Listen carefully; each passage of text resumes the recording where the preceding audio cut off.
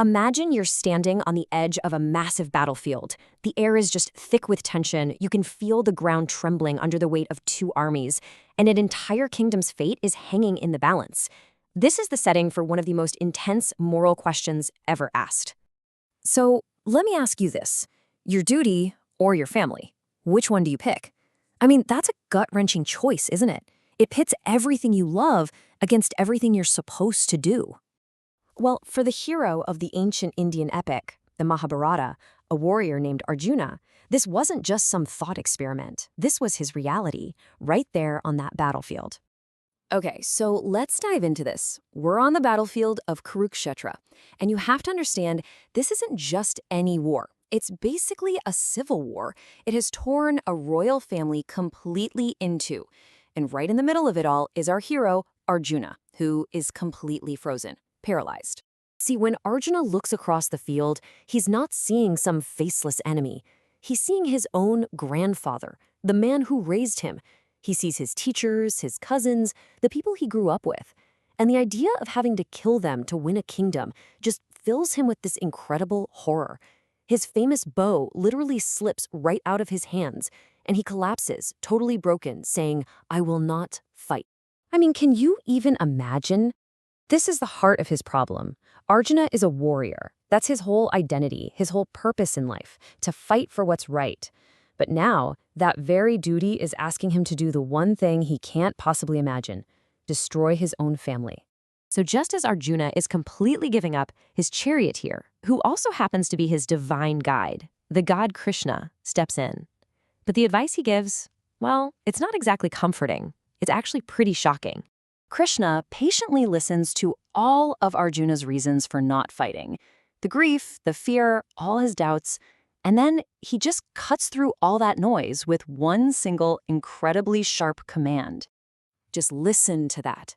Get up and fight. There's no room for debate here. Krishna isn't making a suggestion. He is reminding Arjuna of who he is and what he's there to do. He's ordering him to shake off his despair and get back to business. Now, I know what you're probably thinking. That sounds unbelievably harsh, right? Why would a god tell someone to go kill their own family? Well, to get it, we have to understand this one incredibly powerful idea: Dharma. And this really gets to the heart of it. Look, Arjuna is completely stuck in his personal feelings, his grief, his love, his despair. But Krishna is trying to point him towards something bigger. He's talking about sacred duty, about what's necessary to keep society from falling apart. It's that classic battle between your own heart and your role in the world. So what is Dharma? Think of it as the cosmic and social order of things, and your specific place in it. It's your righteous path. For a teacher, their Dharma is to teach. For a parent, it's to raise their kids. And for a warrior, a kshatriya like Arjuna, your Dharma is to fight for a just cause. Krishna basically explains that the soul is eternal. You can't kill it. So Arjuna's real job is to do his duty without getting hung up on the results. In other words, what Krishna's telling him is this: Arjuna, this isn't personal. Abandoning your duty right now, just because of your feelings, is actually going to cause way more chaos and injustice in the long run. By doing his job, his dharma, he's not acting out of hate or greed. He's acting as an instrument to restore balance. And this whole conversation, which is called the Bhagavad Gita, is really about that journey, taking Arjuna from that moment of total emotional paralysis to a place of clarity and purpose. So Krishna basically gives him a framework for making these impossible choices. Step 1, face the crisis. Don't run from it. Step 2, figure out what your true duty, your dharma, is in this situation. And finally, step 3, act on that duty, even if it's going to hurt.